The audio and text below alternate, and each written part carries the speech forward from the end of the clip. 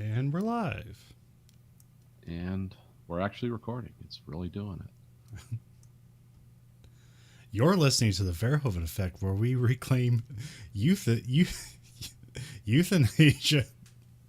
Not youth. No. Yeah, I'm getting this wrong.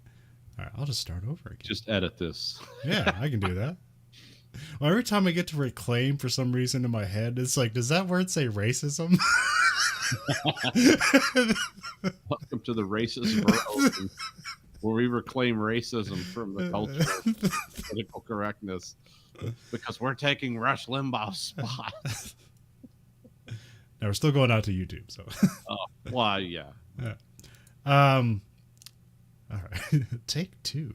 You're listening to the Verhoeven Effect, where we reclaim enthusiasm from the entropy of our lives. Whatever. Anyways, this is season 2, episode 2 of the Verhoeven Effect. We are watching network television because me and Nathan do not watch network television. I'm Conlon. And I'm Nathan. We're watching 3 shows from network television. We have 2013's The Blacklist, season 1. We have 2009's The Mentalist, because we're in season 2 now. And we have 1985 season 2 Miami Vice. And as always, for this season, we start with The Blacklist. We have season 1, episode 2, The Freelancer, in parentheses, number 145. So this is setting up a naming repetition, I'm pretty sure. Yeah. Original air date, September 30th, 2013, NBC Monday. Red predicts an impending catastrophe rooted by the work of an assassin called the Freelancer. Together, Liz and Red go undercover to prevent his next target, Floriana Campo, from being killed. Elsewhere, wrestler and newly rehired CIA agent Mira Malik has been added to Red's private security detail. Keep an eye on them from the distance. Meanwhile, Liz considers what she should do next concerning Tom and the mysterious box she found hidden under the floorboards. Showrunner John Bokenkamp, written by John Bokenkamp, directed by Jace Alexander. So we start the episode. We're at some FBI black site. They give Red's still in prison, and they give him the Sympathy for the Devil theme music from the Rolling Stones. Of course. Red gets out of the prison, and it's a disguised oil tanker. Because it's America. Yeah. Also, this immediately brought up, this gave me, huge, Face-Off vibes. Yeah. It's like, oh, that's this universe. Yeah, like the prison that's actually an oil derrick where it's just, magnetized to the ground. Yeah, well, and also just the FBI just has these ridiculous resources. Just half the Defense Department budget is really the FBI. We get a CGI helicopter ride to DC. Yep. I noticed that. I was like, well, it's fine. Whatever. Do an interior shot. Yeah. People talking. You got one of the best actors you can get. Have him talk a lot. Yeah, you could do the interior. Maybe they're seeing what they can get away with. They did have the CGI helicopter in the first episode, but just kind of flew by real quick. It was a real quick kind of scan of the sky, and then they just got it out of the shot really quickly. Keene is getting a lie detector test. So is Reddington. It's this interesting cut between where it's kind of sometimes they're finishing each other's sentences and sometimes it's finishing other people's sentences, because it's also cutting between this mysterious dark room of people of power. You have Cooper, who's the anti-terrorism FBI task force guy, but then you have this representative from the Attorney General, and she's the hard case, and there's no, we're not giving a criminal this on our most wanted list, just immunity from immunity from yeah. And then Red has info on a future attack. He either knows about it or he helped plan it. Cooper is trying to get Red some sort of deal that they can use him, so they can use him as an asset. He gets shut down by the Attorney General. And then all Red says is he should probably put get ambulances at this spot, and it's like a railway station or something. Yeah. And they're just looking around. It's like 30 minutes late. Nothing happened. It's like, let's get out of here. This is all a lie. And then a runaway train comes and it starts like the thing where like it gets knocked off the track and it starts like combining together. It's like, man, everybody there should be dead. Yeah, train's behind him, in a way. Yeah, wrestlers should be dead. Yeah, this thing's probably moving like to derail like that, probably 100 miles an hour or something. Yeah. It's just tons of rolling steel, like up, run. Yeah, I mean, like everybody on the train dies, I think, or most of them, and then but like 89 people or something. But like it seemed like nobody on the ground died. But I'm like, no, everybody there should be dead. Yeah. And then Keen talks to her coma husband, and she tries to wish for the best. Where she's like, "I hope you're not involved in weird illegal things, but unfortunately, I know you are." I mean, look, who doesn't have an Austrian and Swiss passport and a different name with their picture on it, and like $400,000 in a box? I mean, I do. I'm not going to tell you what countries I have the passport for because that would be wrong. But everyone's got a couple fake passports and a gun. Yeah, you got to have a backup plan. Yeah, you got to have a. That's just like, look, do you plan for retirement? This is also a plan. Red plays with the FBI and insists on talking to Elizabeth Keene. They have him in his little moving glass box again. Yeah. I love that.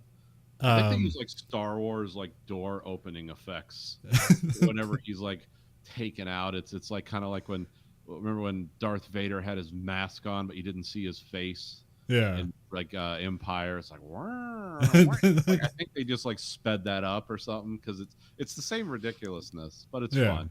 It's part of. I'm starting to see that this show is like, oh, there's a lot of kitsch here. It's like it's played for like you're not supposed to really critique this because of its lack of reality. Its lack of reality is part of like the fun. Yeah, well, I am taking way too many notes with the show. Because it throws a lot of information at you. Not all of it is going to be used. And so I'm like pausing and speculating. And like every time I pause, I basically make a note. So I have way too many notes for this episode. But it's that's the fun. Visual misdirect. This is we find out that the freelancer is like this guy who's an assassin, but like he assassinates people by creating like large accidents so you don't know it's an assassination. Yeah, he's basically an assassin who like has the planning and logistical ability of the guy from Seven. Like, just like it's like, oh, I'm gonna kill this one person, but like 200 other people are gonna die, so it's just gonna look like general terrorism, but it's actually a targeted assassination. Yeah.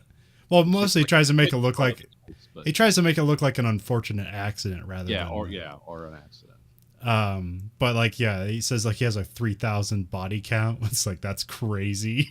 Yeah, that's like 9/11 body counts. Yeah. This is just one dude. They have a meeting in Montreal with Reddington's contact, but it's really just this excuse that like, so Reddington can go to dinner with what they're really aiming at is that's his daughter. They even say it. He says like, all right, you're going to be my cover. You're going to be my date for tonight. She's like, no way. It's like, fine, you can be my daughter. It's like, oh, we're not even hiding it. So, I mean, they aren't really, but yeah. I mean, this is that's going to be a thing is like, this is the obvious thing. So I wonder so this is what we all think it's going to be. So what is it not going to be? Yeah. I mean, that's what it's not going to be. What's it going to be? So, then Keene asks about her husband's fake passports and guns and money. And then, he just kind of runs through. It's like, well, all those are like felonies. He's going to jail for life. So here's your two options. Oh, no, he gives the options at the end, but he just kind of sits there and like kind of puts out like, this is what this stuff is worth in the, under law. So, and she doesn't want to believe it. So, we have Keene profiles Red again, kind of strikes a chord or doesn't. He just kind of plays it off like, or he just acts like it doesn't affect him. But that's kind of just, we're supposed to kind of read it as true. Cause like, as far like it's like Keen's not the liar, so Yeah. or generally she is. Yeah, she has no motivation to lie to this guy or even try to, because he's probably too smart to be deceived in a big way. Yeah. Or at least so far, But she can't find all the emotional chinks in his armor, which she's diligently chipping away. Yeah. Although it appears to be herself is the I mean, that's what it's all setting up. It's like she talks about like he's mad that he has a weakness, and she doesn't know what it is. But we as the audience, it's like, well, it's her, right? Because that's his daughter. Yeah. But they just haven't said that out loud yet, so it's a mystery. Also, we get that Red knows French because he orders wine in French. So Yes. I'm pretty sure he probably knows like 60 languages or whatever. So Yeah, he's one of those guys, like the super villain, polyglot. Yeah. He, culturally and linguistically familiar. He can blend in anywhere in the world, like because he's always getting away from these people. Yeah. And just like with simple misdirects, and then appearing like, oh, I'm not running, I'm just doing my job. Yeah, because that's what happens here is like Red picks up on that the FBI didn't let him alone with him and Keen at this restaurant, and so he kind of like he walks out of there, pulls a fire alarm, and they're like, I ran away, where'd he go? I was like, oh, we don't know. And then like they go to the FBI van, they open it up, he's just in there like, hanging out. He's like, oh, you guys aren't good at this, are you?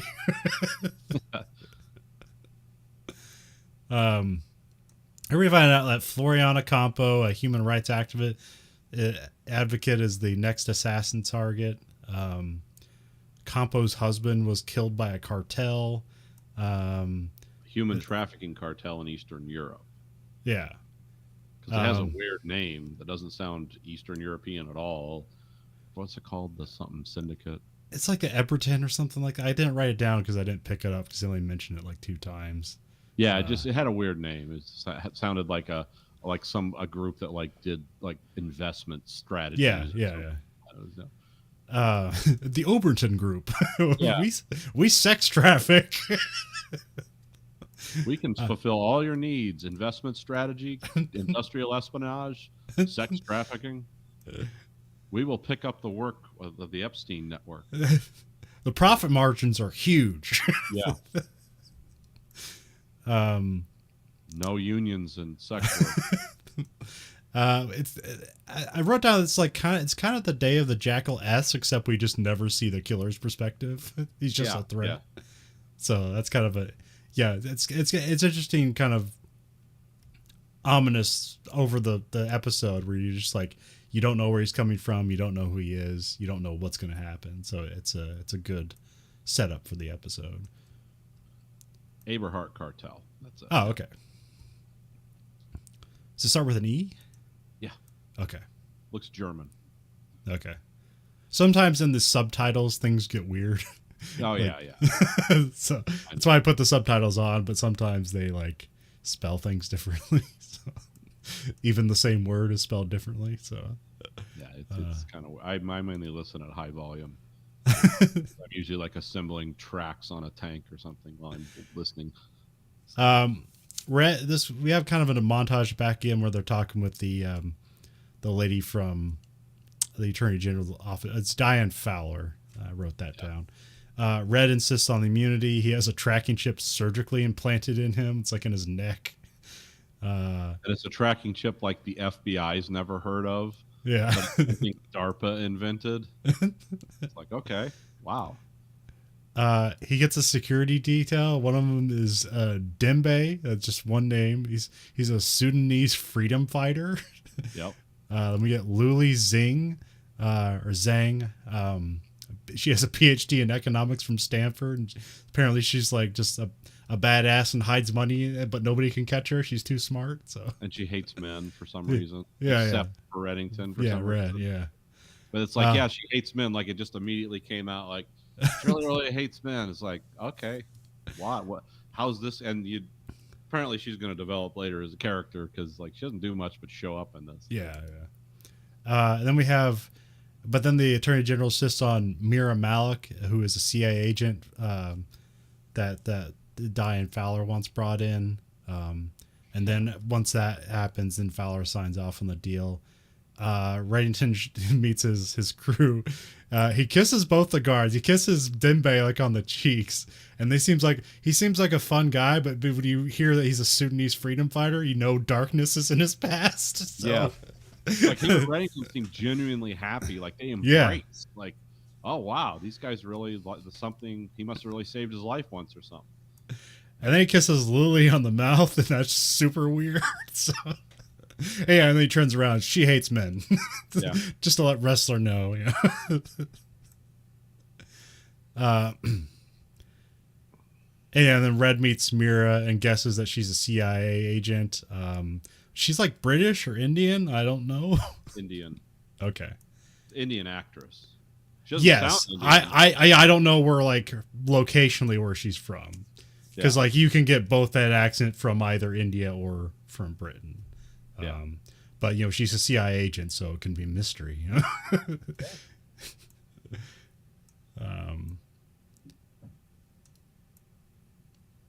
And then they go to a New York party that is like a human. It's like a New York party, but it's also like a human trafficking awareness benefit party. So yeah, which sounds like something that would actually happen. Yeah, but it just seems weird. So yeah, it is weird. Well, it turns out it's really weird. Yeah. We have a survivor who makes a speech. They moved the location to throw off. What's the survivor's name? Melania Trump. She had that kind of accent. I didn't write it down. I just Melania. I wrote down Melania Trump. Red and the team are like scanning the room for suspicious people, and then the waiter gets pointed out as the freelancer. Wrestler chases the guy down into like a corner on a balcony, and then the dude just jumps, and then Wrestler's just apparently shooting at nothing because he misses him. Yeah, Wrestler is really careless for being in New York City and an FBI agent for like just firing. Like that will hit someone statistically. Yeah, that's what I was thinking about because like when you read like police, like when you read famous police reports about like lots of shootings. Basically every bullet is accounted for. Yeah. And here it's like, of course, nobody's doing that. There's no after action point. It's like, you fired your gun. You need to fill out some paperwork. Like that never happened. At least we don't see it, but I mean, that would just, it's not necessary, but it just like, he jumps off the balcony and just like, he's not even pointing down at him. He just fires his gun off straight just to let him know. You got to let him know. Yeah, as someone who's like fired a lot of guns and like learned about a lot of the legal stuff about using guns, like that's a big thing. It's like, don't just know what your target is, know what's behind it, because your chances of missing under stress are really high. And when I see these shows where people are in like some of the most densely populated areas in the United States, just bam, bam, bam, bam, and like you might as well be holding it sideways and doing it. Yeah, like, you would never do that in real life. Well, there's also a bit where he catches up to him, and I think he's down below, and the freelancer's like up on like some walkway, and he's like shooting through the walkway. Yes. You can't see. Well, and maybe you can see through the walkway, but even then, like he doesn't know. You don't know. You could like kill the guy 2 stories up drinking wine. And he could be like the mayor of New York, because there was a big party. It's silly. I mean, I know why they do it because it's exciting, but yeah. On some I don't know. I think there's a better way to do it rather than to just have people. It's like he shot off a gun. That makes it exciting. Like give him some intention. Like, I had a good shot. I scanned the area. There's nobody else around, and then have like a bullet like ping off near the guy rather than he's just gunshots in the air. Yeah. I mean, I do like those movies where it's like, oh, it's an intense chase, and it's like, I can't, like the guy has his gun out and he's like, oh, shoot him. You're thinking, yeah, you've built up to this point, shoot him, but he's in a crowd and the guy's like, and he doesn't shoot because that's what you would really do. Yeah. Unless you're like, what was the guy, the Clint Eastwood, it's like that guy never cared because he always hit everything he shot at because it was a movie. But yeah. I don't know.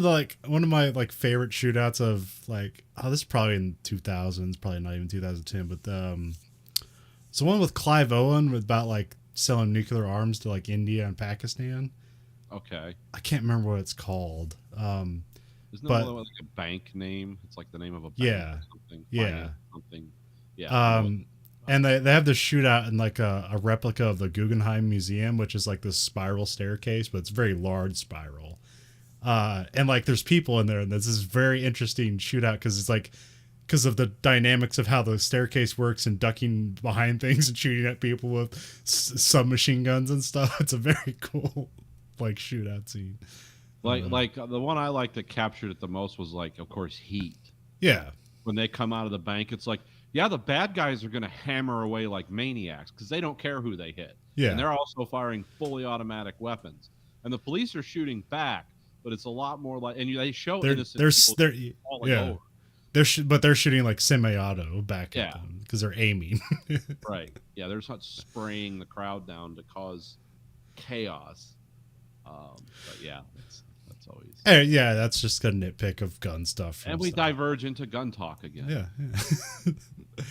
So the freelancer gets hit by a car while running away. There's also when Keen Keen hits him with a taxi sheet. What are they? No, he gets hit by a regular car. She's in the middle of like taking a taxi from the guy. Oh, I thought she was the one who hit him with the taxi. No, because she I believe, because I was a bit confused because she's starting to take over the taxi and then she looks over, then he's hit by the car and then she's like, never mind. Oh, okay. I think that's what happens. I'm not sure. I was a bit confused there. Because Yeah, basically, she hit him with the taxi, but okay. That's yeah, fine. you see her start to like what do you call that when they like Get out of the car, police, or she's reprimanding the car, but then like at the end of it, she just kind of right, and then she never actually gets in the taxi or drives it. You just see her standing outside of it again. So I assumed it's like, oh, she was going on the chase, but then he got hit by a car, so it kind of ends there. The freelancer gets interrogated while he has a compound fracture. And then like a little grim for network TV. Yeah, they show the bone sticking out of his leg. And wrestler's just kind of like yelling at him, but Mira takes over and she's torturing the guy. Yeah, because she's like, he works for the FBI. I work for the CIA. You understand that? What do you say? There's different levels here. Yeah, we operate differently. Grabs his bone.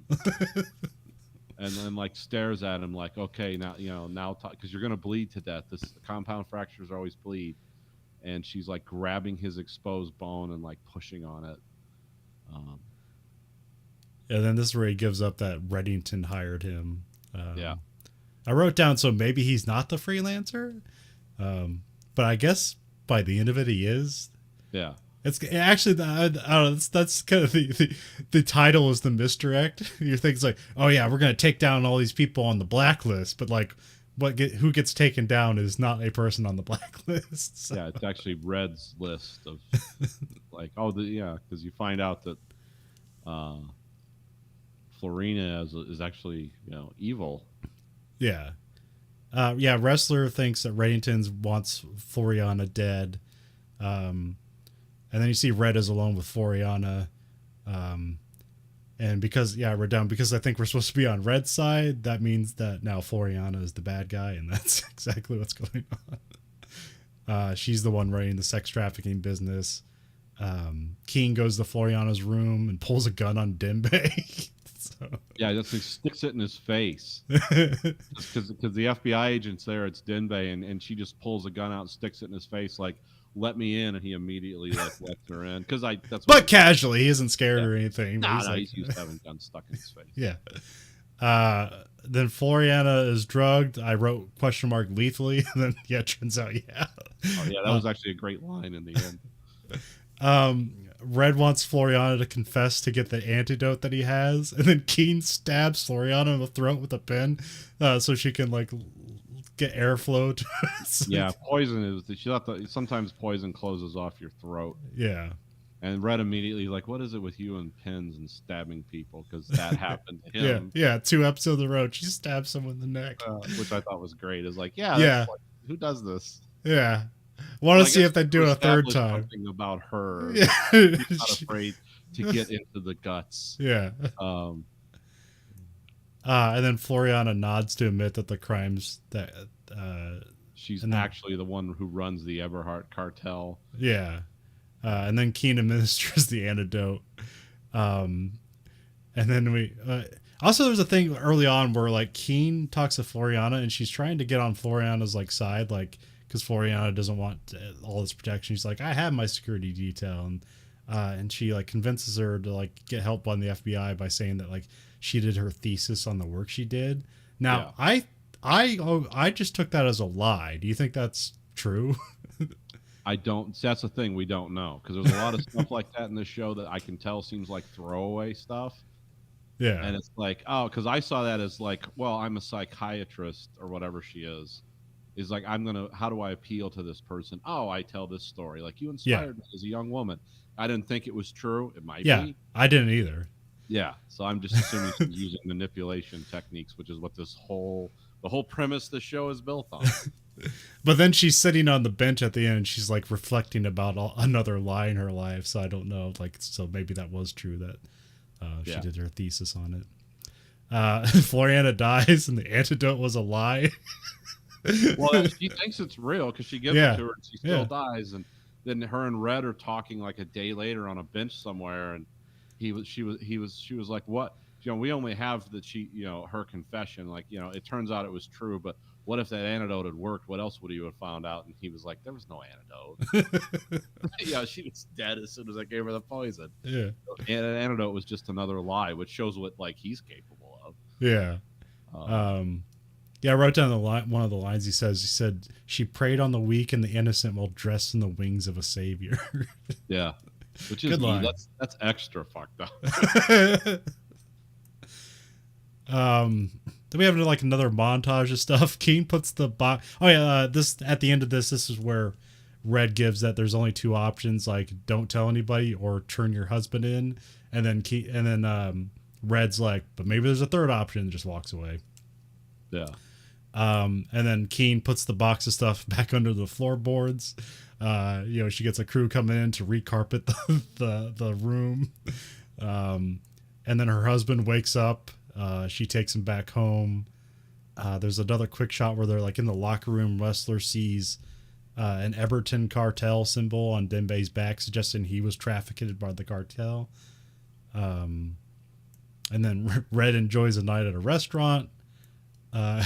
Keen goes through her bloody husband's clothes and finds a USB stick and an envelope labeled Elizabeth Keen profile. So you think it's sinister here, but it's a video from the adoption agency where he describes Elizabeth in a positive light. So yeah, because like why? Because like I thought they couldn't have children, but then it turns out like no, she doesn't want to have children when there's so many children that need to be adopted. Well, also like her thing, all the people in her family, she doesn't trust her genetics to carry. To carry a child forward, so really she's screwed up family. Yeah. So she'd rather just adopt a child. Because her dad and the Peacekeeper's dad were the same guy, I guess. I don't know. It's reference to another show. Okay, I was like, Peacekeeper, is that a different guy in the black? Okay. Oh, it's a. Okay. Yeah. So yeah, that's the end of the episode. So yeah, again. A fun, crazy episode of the Blacklist. Yeah, it's like a lot of dark stuff, but with enough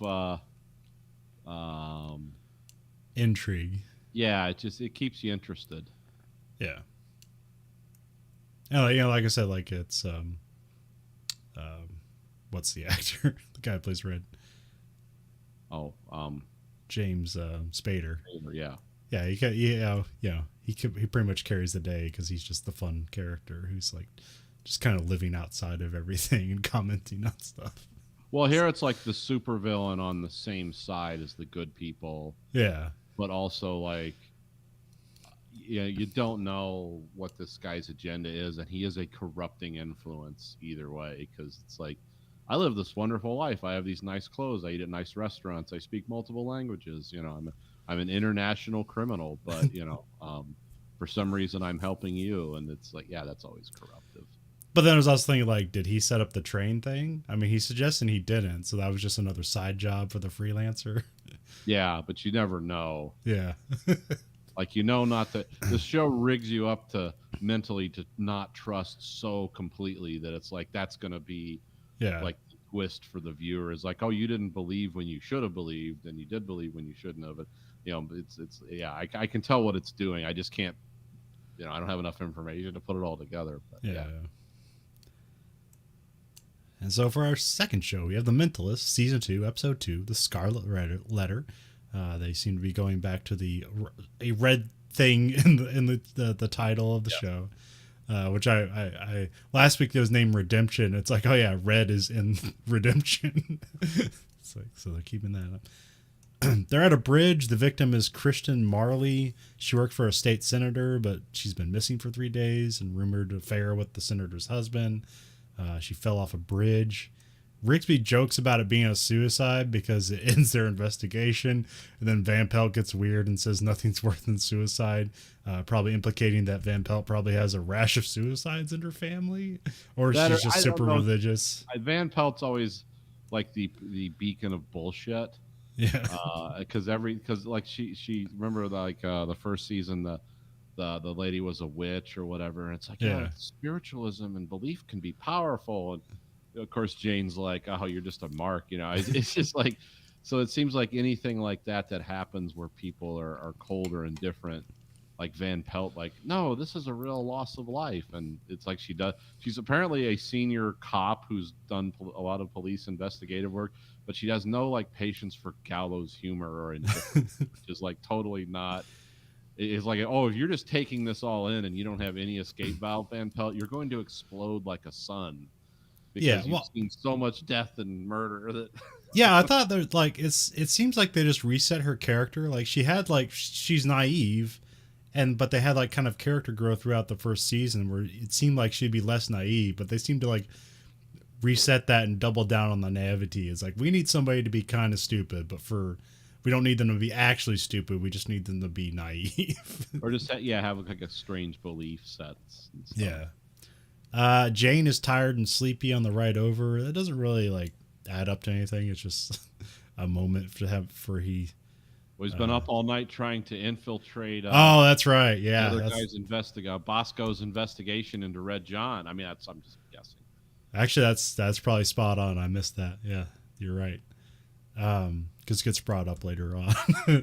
Oh, okay. Oh yeah, so they go down to the body and they're kind of like debating things with the coroner, and the coroner's like, yeah, we don't, we'll let science tell. We can't tell what it is right now, but like Jane is kind of the coroner's a real ass to Jane. It's like, oh, and where did you get your degree in forensic science from? And Jane, of course, has some snappy comeback like, oh, I didn't, but I can read your mind. And he says, what does he make? He says, because Lisbon and Van Pelt are there, and he's like, oh, what am I thinking? He's like, oh, you're going to your fantasy island where these two are your concubines. And it was something weird like that. And the guy's like, huh? Yeah, it's. Also, I wonder if this guy will get brought. So like that his name's George Weiner. Mm-hmm. And you'll remember him probably most as he's Dark Helmet's right-hand man in Spaceballs. Yeah, I did recognize him. I knew he was like a movie actor. I didn't put it together with that, but yeah, now that you say it, it's like, oh yeah, that's who that is. Yeah, because I was like, who is that guy? It's like, oh, that's who he is. Yeah, he's been in tons of things, but that's what I most know him for. So, yeah, this is where like, that Jane basically says that it's a murder because he picks up on a bunch of context clues that she only has one shoe. Leads speculation about her being murdered because like who jumps with one shoe? Yeah. Then they're back in Sacramento. They meet with Senator Melinda Batson. Elliot Batson is the husband, and he's also his wife's chief of staff. Jane's snooping around and looks at a picture that I wrote down. Has he solved the crime already? Not necessarily. A lot of picture looking, but he doesn't solve the crimes purely from the pictures in this. It's just kind of there.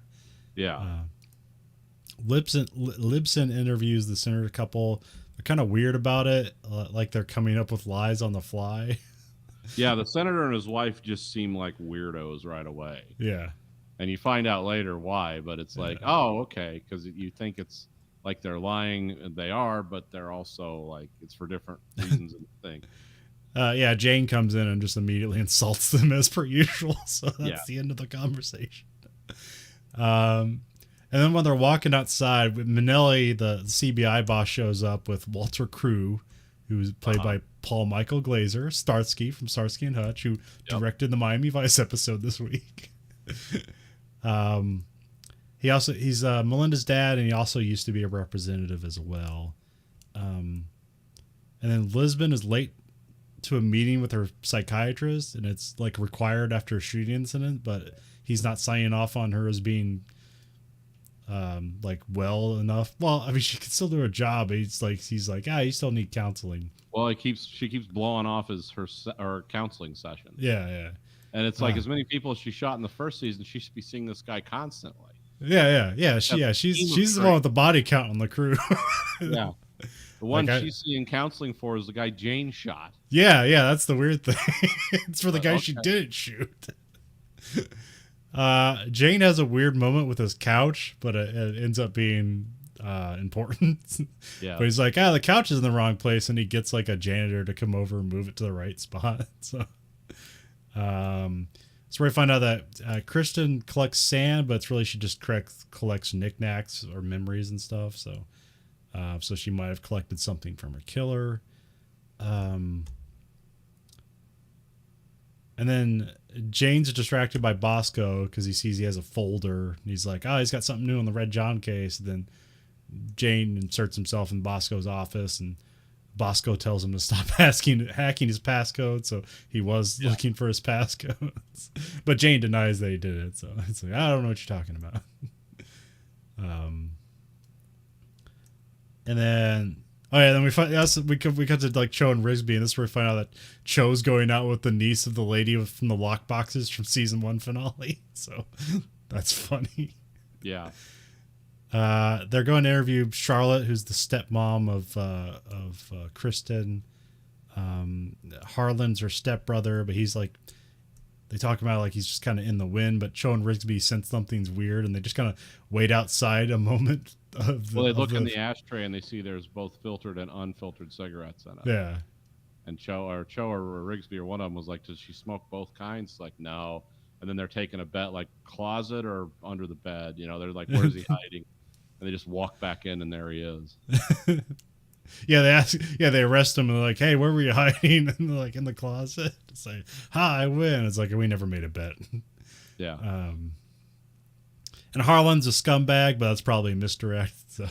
Yeah, he seems like, this guy did it. And even if he didn't, I want him to have done it. I don't like him. It's just every white trash meth head that, in California. And then we have a really weird moment where like they're interviewing Harlan and they kind of leave, and then Lisbon basically tells Van Pelt to flirt with the suspect. Yeah, they want to search his car, and so like Van Pelt like undoes the button on her shirt, like pushes her boobs up and goes in there like, "Hi, I don't think you did it." Just actually does a good job of like lying to this guy. Yeah, because you could see her just like fumbling it. It's like, Van Pelt's screwing this up again, but then she ends up like kind of actually pulling it off. It's like, let's just go through the timeline, okay? And he's like, yeah, sure. Can I have a chip? And she eats one of his chips. I don't know if she licks her lips, but it's like, oh yeah, Van Pelt is a cop. She's got a badge and a gun and everything. Yeah. But here she gets to be a high school teenager. Yeah. But there's like a little bit of tension between Van Pelt and Rigsby because of this. Yeah. Where just like they're just disappointed. It's like, we were flirting. And then Jane goes to Walter Crew's house because he has a theory that he hasn't presented yet, where he thinks maybe he did it because he's like a man of power and a narcissist. So he would sleep with Kristen and maybe kill her. Yeah. I wrote that wrong. Then we cut to Cho and Rigsby searching the car, and Cho picks a lock with a hanger. And they find the missing shoe in the trunk. Then Jane goes to Kristen's office and like packs it up and brings it to CBI HQ. Yeah. And then it's like Jane leaves Lisbon a message like on her answering machine and puts something in her desk. And then he's like, "There's something important I left on the case," because they have to. The boss comes in, Manelli, and he basically gives him an ultimatum. It's like, because like, oh, so this Harlan guy did it. It's like, well, let's arrest him and be done with it. And it basically gives him like till the morning to like find an alternative theory. Yeah, because this case involves like the people being killed that are like part of like state senators in California politics. Like their boss is really on them to like, yeah, let's get this done. We don't need these problems. Well, I also said that Walter, when he was a senator, like basically kept the CBI like funded. Yeah. So he feels like he owes him a favor. Yeah, which is always good for police work. Yep. Quid pro quo for justice. And so yeah, basically waiting for somebody to come in, and it ends up the janitor is going through the desk, and he looks for the special thing that Jane left, and it's just a note that says "aha." Yeah. And then Jane and Lisbon like kind of pop out of the darkness, because the headquarters have like closed down for the night, and this is like the dusk or something. And then and Jane figured out from the couch being moved that the structure holding up the lights had like a bug in it, and he found that. And then the janitor pulls a knife on Jane because this guy basically because this guy's talking like kind of an immigrant. Yeah. When he's the janitor, he's like, "Oh no, I clean." And then when he's like, "Oh okay, you got me," like he talks like everyone else, and he immediately has a knife to Jane's throat. Yeah. Makes Lisbon handcuff herself to the door and throw her keys away. And then like some other cops are coming in, so the guy runs away, and then Lisbon tells Jane to chase after the janitor, and he's like, "No, that's not what I do," and then he reluctantly goes. Yeah, Jane immediately like, "Yeah, danger! No, I'm like the thinking guy." The janitor tries to hit Jane with a car, and he misses, and he gets T-boned by a truck. Yep. And then we cut to Walter, Melinda, and her husband are brought in to be questioned. Melinda is suddenly gay. Weird like turn. Yeah. That's what because remember earlier in the episode, Jane was like, "Yeah, there is something weird with them. There's nothing between them." Like he said it to their face, like there's nothing going on between you two. Yeah. There's like, so who's having sex with who? You know, he didn't say it like that, but he's like, "Oh, the husband." It obviously paints the husband as like he is. You know, there's some marriage of convenience, and he's just screwing around on everyone. Well, nope. It turns out it's the other way around. I mean, yeah, they set that up, so it's fine. It's just that I don't know. I mean, you don't have to like delve into it, but you know, it's just like there's an affair, and it involves between them. It's like, oh, okay, that's it. Also, I wrote down. It's weird though, because like her dad, what's his name, the big guy, big shot. Walter. Yeah, Walter, like that's his daughter, and this guy is a paid beard for her, like her husband. Like his dad just set this up, like you get money to pretend to be your husband because she's actually a lesbian. And I'm thinking, in California politics, that wouldn't hurt to be a woman and a lesbian. It's like, why this elaborate like dance? It's, okay. Yeah. Also, I wrote down because Jane is like talking about Kristen, but like in a hypothetical negative light. It was like what she actually means. So when you use the word strumpet, which I think I've heard before, but I actually don't know what that means. I guess old term. Okay. It's basically like a slut. It's like kind of a way to say that. It's somebody who's, or you know, a good time gal. Those are older names, like from the Roaring 20s or something. But this is basically where Melinda is like admitting to killing. Also, like they have they're posed with. There's a video of the janitor in the interrogation room. Yeah. It's like, he spilled the beans. All right, you better talk. So this is important because it's crazy. I thought it was something else at first. But this is where like Melinda reveals that like she's basically doing like private eye stuff on her own to see like where Christian's going. It's like, can a senator just do that? Does she have time? Yeah. And she killed her. This crime of passion. Walter called in the fixer to fix it. Then they reveal that the fixer in the interrogation room is dead the whole time. They just propped him up. Yeah, because they had him in there, and he looked like he was sitting in the interrogation room with his head down, kind of in his chest. And it's like, oh, he's not saying anything because he's smart enough to know that Walter can just hire a lawyer and get him out of all this, or it'll, lawyers can twist things. It's like, this guy's not going to confess. So I thought what they were doing was like they were saying what he was saying, but really he was like, get me my lawyer. I'm not talking to you. No, it turns out he's dead. They just have a corpse propped up in the interrogation room, which is like, well, that's weird, but all right, that works too. It's not what I thought it was going to be, I guess. Yeah. It surprised me. Yeah, that was like crazy. It's like, oh. We weekend at Bernie's, yeah. However. Yeah, we got you. Yeah, Manelli's like, yeah, he gives the team a talking to. It's like he puts them on notice again. It's like, like that's crossing the line. Don't do that again. It's like, oh, we will, sir. We're creative. No more corpse stuff. It's really hard to get that to hold up in court. Of course, everything they do would be the most amazing story ever if told once.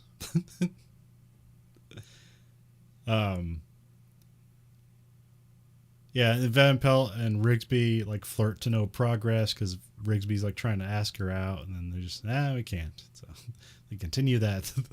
Well, they won't they? Yeah. And then here I pause, like Jane's taking donuts over to Bosco's office, and you see him put the donuts down, and I saw him move his hand like to the other side of the desk, and I just immediately paused, and like he put that listening device underneath his desk. So Yep. I saw that one. Yeah, he did. Then he's like listening on like the Red John meeting that they're having, but it's very just like meticulous detail about like wound descriptions. So it's not even like new evidence. Yeah, it's like we got two handwriting experts, one from DC, one local. Neither of them agree. And what does a guy from DC say? And then the camera pulls out, and then it's Jane listening on that bug. Now Bosco does say, "Hey, get those donuts. Take as them far far away as you can get them, because I know this guy's doing something." But it was another Jane misdirect. Yeah. Pay attention to the donuts, not the bug. So that's in the good episode. That last act reveal of the guy being dead the whole time was great. So yeah, that was a little. Even the people the people that were like got fooled by it were like, "What? You did what?" That can't be allowed. But he was dead. We checked his vitals. Yeah. Yeah. He tried to kill us. We can do whatever we want with him. He's in custody and he's dead. This isn't violating a corpse or anything. Yeah, you can't read Miranda rights to a corpse. They have no rights. We're not raping the corpse. And so for our final show, we have Miami Vice Season 2, Episode 2. I'm on. So this is the Prodigal Son Part 2. It's split up on Peacock that way. I think it was originally broadcast as a 2-parter episode, but in reruns, it was broadcast as one like TV movie, but in reruns, I believe it's split into 2 parts. Yeah. So you have. Yeah, so I just have the same air date as September 27, 1985. Crockett and Tubbs travel to New York to take down a powerful Colombian cartel. Showrunner Michael Mann, Daniel Pine, written by Daniel Pine, directed by Paul Michael Glazer, who, like as we said, he was an actor in the Mentalist episode. So, like 20 years. Yeah, weirdly divided. Yeah, he should be behind the camera by then. Now he's back in front of the camera. He was good in that episode, so yeah, he still act. So, and I managed to like look because I know like it seemed like they talk down about like TV directors and stuff, and I was like, how much do TV directors make? Because every once in a while I look at the TV director to see like what their previous work was, to see if like they went on to do things. With Miami Vice, there's a bunch of people that went on to do stuff, but not necessarily with these other shows. These other shows are kind of like, oh, they direct a lot of TV. That's what they do. But they don't like, it's not like they're directing, like some of these guys, like they direct like 6 episodes a year. It's like, can you make a living off of that? And so I was like, I saw the base pay for television directors is like between like $25,000 to $42,000 an episode. Okay. So so you can direct 6 episodes Yeah. and get You're not about half a living in million dollars. you're not living in on Maui or anything, but you're doing pretty good. Yeah. And if you got consistent work, man, yeah, hey. Yeah, there's some guys that were go through the Miami Vice stuff where it's like oh, they also directed episodes of the NCIS, so like they just kept being television directors. Yeah, so you do one, then you do the other, then you do the other. Before you know it, you made $1 million. Yeah, yeah. So it might not be prestige work, but hey, that's good money and stuff. Look, 99% of the country, I mean, what I do isn't prestige work, but it does pay the bills, and it isn't this. So Well, I feel like television directors, like with movies, there's a lot of auteur stuff into it where it's like you give way too much credit to a director of a movie, especially if they wrote and direct it. Then it's like, well, everything flows to them, which I think really only person that you kind of do that with is like James Cameron, because he literally teaches himself how to do everything and does everything on the film. yeah, And then, but like, yeah, there's some stuff where it's like you give too much credit to the director, whereas in television, like we said in the first season, a lot of the credit goes to the showrunners because they kind of like pick up on the stories. You kind of go through them like style and look and like character stuff, so it's like all filters to them, which is kind of like on a movie set, that's kind of the director's job. So here on television, a director's job is kind of like just to corral the cats of Hollywood and get through the shoot together, let's get the actors together. Yeah. And you have multiple directors because you have so you can have multiple planning stages that happen concurrently, so you're kind of just snapping through the stuff. I mean, you occasionally get stuff like where it was Cary Fukunaga who did like all the episodes for the first season of True Detective. Okay.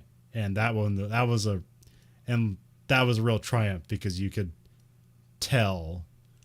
I mean, there's some episodes that are wildly different, but you could tell the consistency of the direction to that first season. Whereas the second season, they use multiple directors, and he's like, "Oh, there's a difference here." Yeah, there's a difference. But also, like that guy probably had like a crazy schedule because he had to be bothered basically for every episode. But I mean, he only shot 10 episodes, so yeah.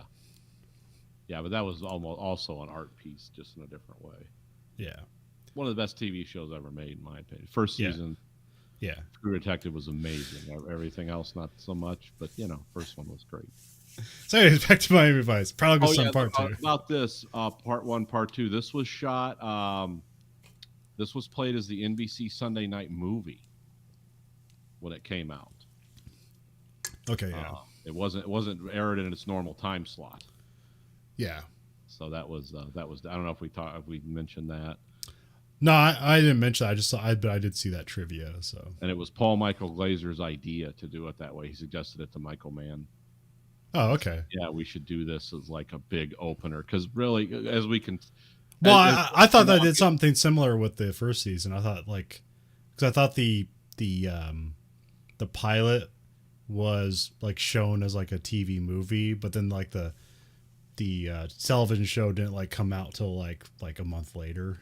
Yeah, that's what it was. Okay. This was just the kickoff to Miami Vice, but it was Sunday night instead of Friday. Its usual Friday night time.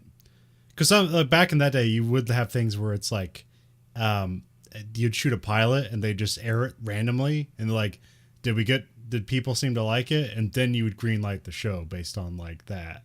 So they don't really do that anymore. They kind of like, you have just mysterious stuff where they audience polls or whatever in the background, and now we're getting negative reviews of this. We'll just cancel the show now. Yeah, it gets canceled after 3 episodes or some weird stuff like that. Or it doesn't even make it to air. But yeah, that's why, because I was looking up stuff for Seinfeld, and it's like, it said Seinfeld started in 1989. I was like, really? And then I saw it's like, oh no, the pilot aired in like July 1989. And then in 1990 in March, the first season started. So I was like, huh, okay, that's crazy. Yeah. television back then was done differently. So Yeah. It's also a lot more expensive to make too. yeah. And you also had you had movies, which you saw in theaters, and then you had the big networks had all the money. So it's not the same as it is now. I was also thinking, like, I don't know this personally, but like you always hear about on podcasts and stuff and commentaries, but they talk about pilot season. Yeah. And I don't know when that happens, but it's basically like, Hollywood's coming down. Television needs a bunch of new shows, and so like they have all these pilots in production, and like almost none of them are going to go to actually like to full production and do a whole season. But you need to be ready, and it's like, so when you hear about like pilot season, like, it's the gyms are filled up because everyone's trying to get all buff or thin or whatever it is so they can look all pretty for the pilot, because you can make a ton of money. You can shoot like 8 pilots because hey, I don't know if any of them are going to get picked up, and so yeah you can make a lot of money around pilot season, although that's also still different. But I believe there's still a pilot season. But also, like, also back then, like, reruns were meant for summer, and no new shows were shown during the summer. That was rerun time. And nowadays there are shows all year round, like new productions year round. So hey, we're still in New York, of course. Yeah. Tubbs and Crockett mull over a business with Penn Jillette. They're trying to, because he's kind of like scared that like, things are going to get dangerous. And then Crockett gets some cigs out of a cigarette machine. He gets some lucky strikes. And then some dudes pop out with MAC-10 submachine guns. And then Tubbs and Crockett kill 2 of the gunmen and just move on. Yeah. Don't file any paperwork or anything. No. It's like, New York, corpses don't draw attention here. Which at that point, I'm kind of like on the New York cops side, where they're like, man, all you guys come to here is make trouble that we have to clean up. And they're totally right. Yeah, it's like 500 pounds of dead meat we got to move around now. Because you guys get in a shootout in a bar where apparently nobody calls the cops. And it's not followed up on. This whole episode is... Yeah, they don't break their cover either. Like, it's like, yeah, we just shot a couple of guys dead. Yeah, we're still in the game, Like, what? Wait, our assassins were killed by you. We're not cops. But yeah, that's some of the beauty, the wonderful illogic of Miami Vice that makes it fun. I mean, like I said, this episode is essentially a giant shootout and explosions. Yeah, both these episodes, I don't really know what's going on the whole time, and the only thing that's interesting is like when we get to like that boardroom guy, and that's the like, oh, this is what this whole thing's about. Yeah. But that almost makes up for kind of the silliness of the rest of the second part. It's like, the face of evil. That's still in America. It's not changed. It's the same guy. Crockett goes. The shootouts in this movie, though, or this show, the way it was explained to me was they shot extended shootout scenes, and to sit down and watch it like I did as one shot on a DVD, like they put all the scenes in. I guess for the actual broadcast presentation, the shoot-up scenes were chopped down quite a bit. Huh. For some reason, in this presentation, they were just like show them in all their glory. Because the shootout where in the apartment where they find Penn is like, that goes on for like 12 minutes. Yeah. Like, no, that wasn't how it was broadcast, but they just threw it all in on the DVD I have. So. Huh. That's interesting. Yeah, I looked that up because even to me, it was like, oh, come on. These guys are going to run out of bullets. They're just going to start punching each other pretty soon because they've literally like they're going to shoot this building so much it's going to become structurally dangerous.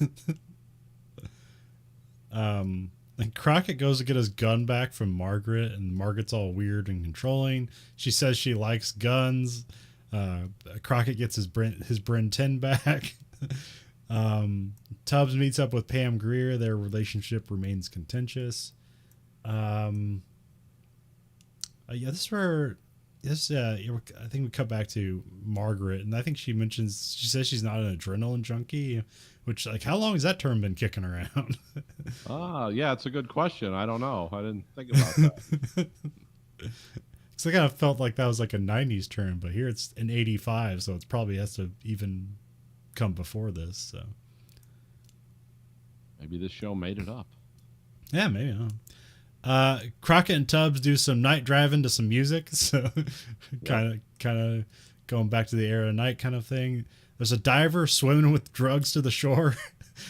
That was a kind of neat scene. It's like, what's going on? He's like basically using cocaine as a buoy. It's like and it's at night, so it's like kind of hard to see. So it's kind of revealed. It's like, oh, that's cocaine, and he's a. The only weird thing about that plan is this guy's in a wetsuit and he just gets in his car in a wetsuit and starts driving. It's like if you get pulled over, any cop that has a brain in his head is going to be like, hold on, we're searching this car.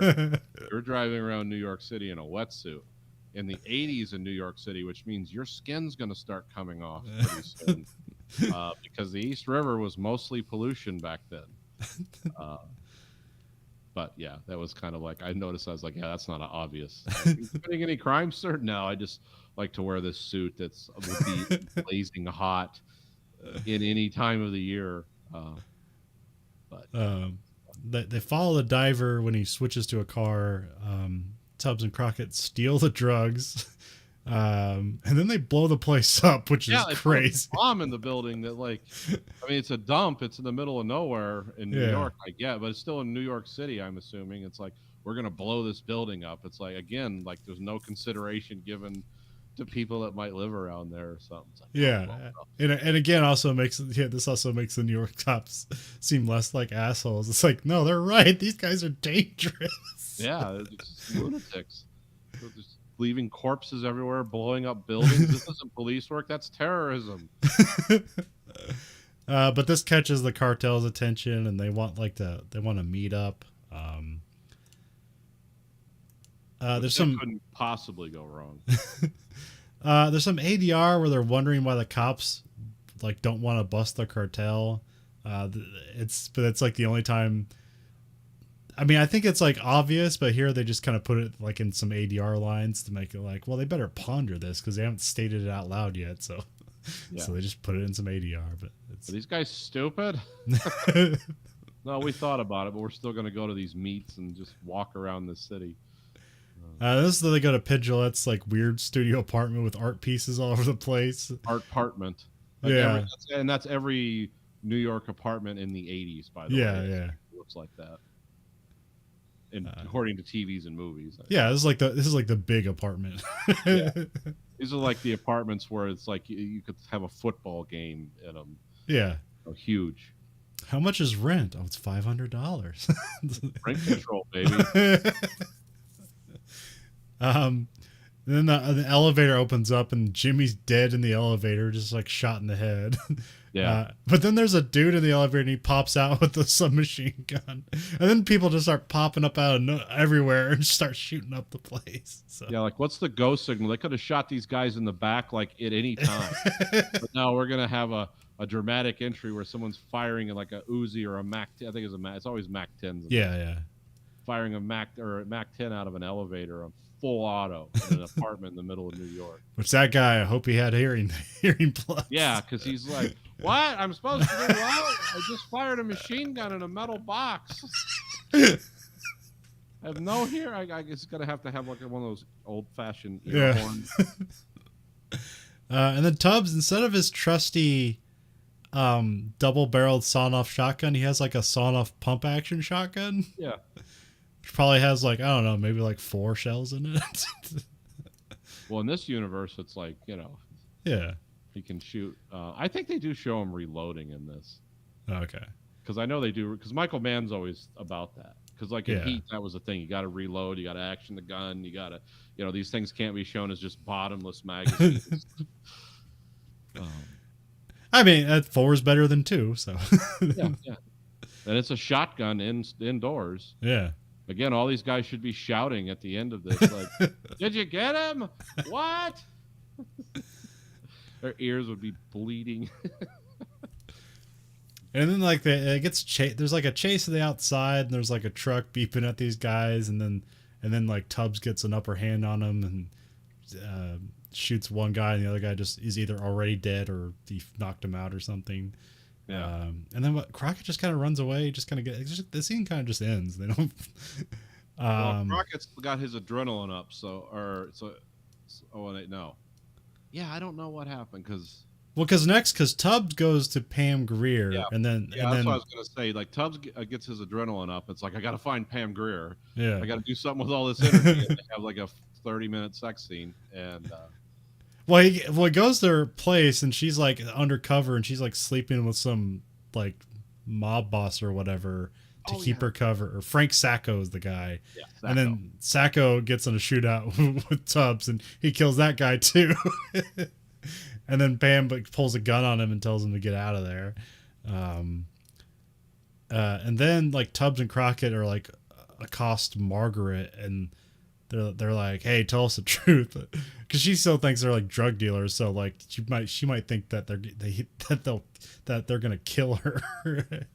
And then she's some sort of like information broker, and now she's caught up in drugs and guns and stuff. So she doesn't like that. She's used to just selling off like state secrets or whatever. Yeah, she's a meet and greet gal. It's like, yeah, just you two talk and do your evil stuff, and I'll take a percentage. That doesn't make me as bad. That's kind of her role. And then she gives up a name that's like, here's what's everything is behind this, which weren't led to it. It just pops up. Yeah, it doesn't really like bear anything on the story. It's like, well, we kind of figured that. Yeah. So they meet up with this business guy, is J.J. Johnston. And like he knows everything about them, or at least he knows their bank account, and they're basically broke cops, which is not good if you want integrity in your police force. Yeah. That's like the one guy has like $6,000 in his IRA, and the other guy has like $500 in the bank, and that's it. It's like, yeah. And then like, yeah, J.J. Johnson is like basically like he's doing subprime mortgages to cartels. Yeah. They're asking him like, how does this work? What are you doing? And it's like, well, we're the banks. We control everything. Yeah, criminals need money too, and it's lucrative because we can screw them. We can charge them 30% interest because who else is going to give them money? They're criminals, right? Yeah. So that's basically why the New York police don't want anything to do with this, because it's just business as usual for Wall Street. So it's like, oh, Wall Street's in, because we already had this thing in season 1, but here they just make it more like nefarious and far-reaching. Yeah, I mean, it's always like that's what these TV shows do. They have the impossible meeting that never happens in real life, where the guy just tells you everything. Yeah, he's proud of it. Like that never happens. And you don't say it to the cops either. That you don't even say that under grand jury indictment. You always wiggle and wobble, and but yeah, here it's like it's one of those classic scenes. It's like, yeah, this money runs this country, and we're the money, and that's all it is. It's never been anything else. And I thought there might have been something weird with this actor. I thought it was like maybe like some young actor in old guy makeup, but no, that guy was like 60 at the time. Yeah, so he was. This is like his. This is like his last roles. Yeah, his last role. He died the same year. He had cancer when this was filmed. Oh, okay. So. That's why he looked like probably like, yeah, we want this. This guy has this look. It's just like he's like the Emperor in Star Wars or something, just an evil, decrepit. I think this came out probably before Return of the Jedi, but whatever. He's like the dead hand of evil in this country, which is we always revisit this topic in America. We did it in movies in the 60s and the 70s and the TV in the 80s. We're still doing it now, and it never changes. Yeah. Song remains the same. It's always the same. Yeah, because this is like basically the best part of this whole like 2 episodes is this. Yeah, like, I did like this scene. And seeing this. Oh, and seeing the scene is like watching Network. It's like, oh God, it's still relevant. No. You're messing with the forces of nature. Only it's not Ned Beatty doing it. It's some guy on death's door, but it's just as effective. It's like, yeah, this is the same song and dance. Then it's also true. It's not like fictional. It's like, no, this is really how a lot of things work. But the guys just don't come out and say it because they don't want to go to prison the rest of their life. And Tubbs and Crockett meet up with the cartel, and then Pam Grier shows up for some reason, and there's a firefight. Yeah, there's a stupid firefight.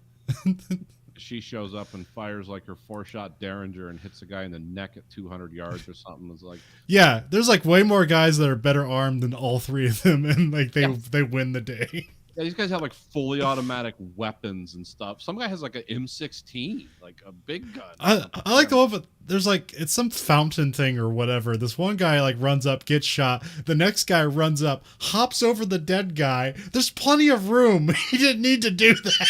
Yeah. He gets shot. Yeah, get in that fountain, get wet, get behind some blocks of concrete, and just spray these people down with machine guns. Get on your belly and just start spraying at their legs. You know, it's one of those silly shootouts, and it gets even dumber. It's the shark fully is out of the water. Well, this is akin to the first season where it's like they have like the Colombian cartel guy, and then he runs off in a seaplane, and like that's like, you know, it kind of intimates that like, okay, that's a season-long villain, but they can't get it. There, it's more like the judges let him go rather than the chase didn't happen. Here, it's a chase. The guy gets in a helicopter, starts to run off, and then Crockett with his handgun is Bryn 10, so he shoots down the helicopter. 10mm handgun. Shoots down the helicopter. I mean, it doesn't immediately happen. No, like, well, and there's this tension. Sounds in there, like. Well, and there's this tension where he like turns the helicopter back around, like he's gonna crash it into Crockett. Yeah, it's like, all right, we're both going out then, but then he misses, and then it just blows up off screen. So. Yeah, it would have been better if he just like fired into the cockpit of the helicopter when it was taken off and hit the guy, and he slumped over, and then the helicopter winds down instead of him. Yeah, because you get him dying, and you have like the sound of the helicopter, and like the helicopter winding down is him dying. Also, it's like his heartbeat as the helicopter sound. That would have worked as well, but this was just silly. I don't know if you can shoot down a helicopter with a handgun. I don't see it as being likely. But it's not an armored It wasn't like he shot down an Apache or something. No, still, it's like I know it's just a big giant spinning turbo in there. And if you hit it and it blows chunks off of it, it'll just grind the turbo to a stop. But I still think that's hard to achieve with a handgun underneath from like 150 or 200 yards. I mean, that's just how good Crockett is, man. He can take down a helicopter with a handgun. I'm getting the Bryn 10. I'm already on the gunbroker.com. My anti-air Bryn 10. Shooting them down. You ever fired a 10mm handgun? No, I haven't. Atrocious. I fired a Glock. It was like the 50 cal Eagle. I fired it once and put it down. I was like, thank you. And now I can say I've done it. It's ferocious recoil. It's not fun. Yeah. I guess you have to train to do it. I don't, Yeah. I have big heavy caliber guns that I shoot, but they're like giant revolvers that weigh 2 pounds. So they're kind of like built around that. Yeah. I don't like that. Fire the biggest gun you can. I leave that to Kentucky Ballistics. Like, you just do it for me and I'll watch, because you got arms as big around as my legs, so you can do this. But yeah, 10mm is no fun. Then we cut some sex between Tubbs and this is the 30-minute sex scene I was talking about. And you get in Phil Collins, so the Take Me Home. Yes.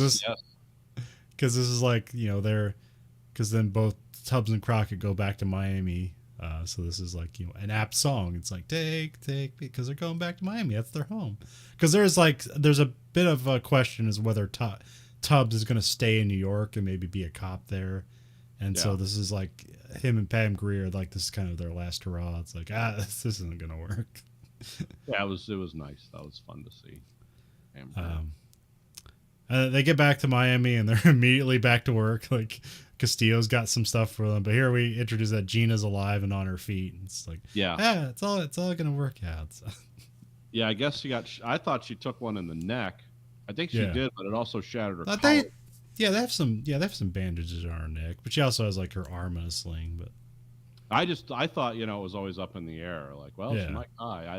I didn't actually remember, because I've seen all these before, but I only watch them in series for the show, so it's been a few years. Yeah. This had the most music in it of any Miami Vice episode, double or single. Yeah. It had 15 different songs in addition to the Jan Hammer stuff. So it had over 24 songs. Yeah, well, there's that one where it was like 3 songs all blended on top of each other. So Yeah. This was also released as a standalone VHS movie. Huh. Okay. Yeah, it was sold as its own thing. And this was the second of 3 movie-length Miami Vice TV shows that aired on Sunday. The pilot, this one, and there's going to be another one coming up. Oh, okay. A few seasons down. But yeah, it does the Miami Vice stuff, but I thought these were pretty messy episodes. Like, I don't know, like, what we're supposed to be, like, I don't know what we're supposed to be, like, worried about. It's like, oh, they're just investigating crime stuff. The villain isn't here's what I, besides the speech at the end and some of the ridiculous shootouts, what stood out to me is, like, they had the framework of a couple episodes here, and I don't know how all this how all this came together. But it seems like they had the bones of a story they wanted to tell, and then it got extended. And it's like, well, let's throw some big scenes in. Yeah. And they almost didn't, like, the puzzle pieces, you know, when you put the wrong puzzle pieces together and they look close, but they don't quite match. It seemed like a lot of this didn't quite match. I mean, it wasn't a nonsensical, out of order story that didn't make any sense, but it seemed like they horned some big stuff in there with it. It's like, oh, okay. Well, like, last minute, like, adjustments to this. Well, it's like, at the end, there's like, basically there's supposed to be like 3 villains, but we're really supposed to be like, the Misdark's supposed to be like the cartel villain. And they even give him a big moment where he's like on a rooftop and is like, we should have a meeting. And the camera pulls back like 1,000 feet. So, but it's like, who's this guy? It's like, I still don't know his name.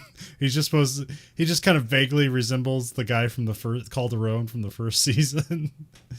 Yeah, because his only other movie in the show was when the shootout was about to start, and he's like, "Okay, time to die." You know, it was like he had like 2 good lines, and yeah, it didn't all hang. And then like the cops are supposed to be bad guys too, but like I said, they seem more sympathetic because Tubbs and Crockett are shooting up New York. So. Yeah, it's just like, wow, what assholes! It's like, no, they just like they filled the graves here. We're going to have to take these people out to that island of unclaimed bodies that they've had in New York for like 70 years or whatever, where all the abortions and unclaimed bodies get buried. What's it called? Hart Island or something? Yeah, something like that. And then the Wall Street guy is the only one that like stands out because it's like a good scene. But then like that's the only moment. Like it's never like, oh, this is going on in the background. That's the reveal, and then that's kind of it. And then it's like, and then you have the shootout with the cartel, and this show's over. Yeah, it's like back to Miami. We're done with this New York stuff. Yep. Yeah, this place is too complicated for us. There's not enough bare-chested women around here. We'll leave this to whatever 80s cop drama in New York was going on at the time. Yeah, I'm sure there was one. Yeah, it's got to be. Yeah. All right. Well, that's all I had for this episode. Yeah. So if you like what you heard, and how couldn't you? You can find this podcast at whatever podcast service of your choice. You can rate us whatever you want, but the only thing that gets listened to is the highest rating, because remember, you control the algorithm. The algorithm doesn't control you. You can find this podcast at anchor.fm/Verhoeven Effect. There we have listener support, where you can support this podcast on a monthly stipend of 99 cents a month, $4.99 or $9.99. We're also at Twitter at Verhoeven Effect, Facebook Verhoeven Effect. We have another podcast called American Greed Factory. You can find that at various podcast places, but you can also find it on YouTube. We watch both that show and this show live and unedited. We also have t-shirts at belowthecollar.com/Greed Factory. So for the Verhoeven Effect, this is Colin. And this is Nathan. Goodbye, America.